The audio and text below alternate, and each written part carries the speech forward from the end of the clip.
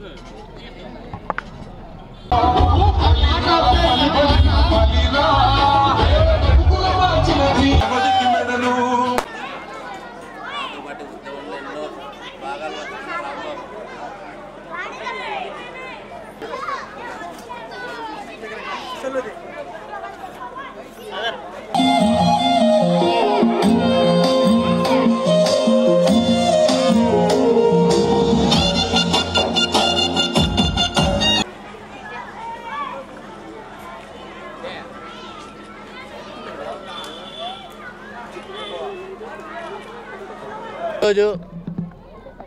స్థానిక 21వ డివిజన్ నందు నాతో పాటు ఉద్యమ కార్యక్రమంలో పాలు పంచుకొని అలుపెరగని ఉద్యమం చేసినటువంటి ఏపీ ఎంఆర్పిఎస్ సంఘం వాళ్ళు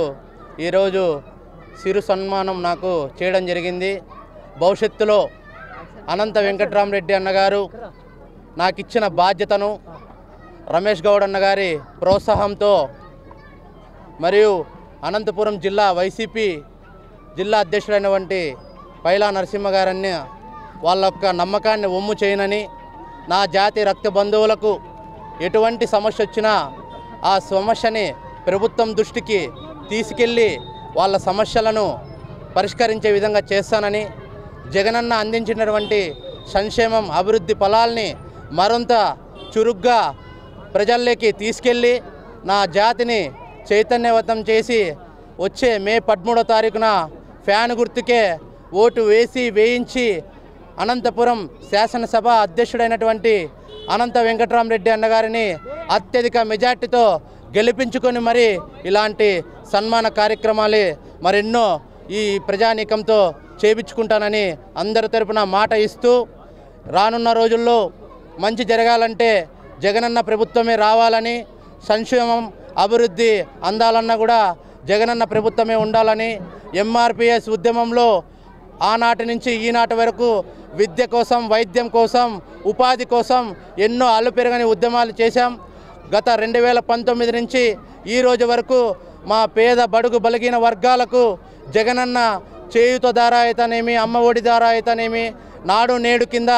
స్కూళ్ళు రూపురేఖలు మారాయి. ఇంగ్లీష్ బడుల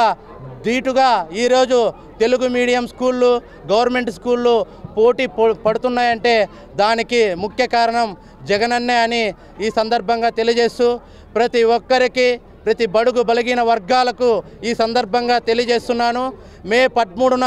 జరిగే పోలింగ్లో మీ అమూల్యమైన పవిత్రమైన ఓటును ఫ్యాన్ గుర్తుకే ఓటు వేయించి మన పిల్లల భవిష్యత్తుని మేలుకోరే విధంగా మరొక్కసారి ఆంధ్ర రాష్ట్రంలో జగనన్న పాలనే మనకి రావాలని, గడిచిపోయిన గత ప్రభుత్వం యొక్క తెలుగుదేశం హయాంలో జరిగిన దోపిడీని, ఈ జగనన్న పాలనలో జరిగిన అభివృద్ధిని మరి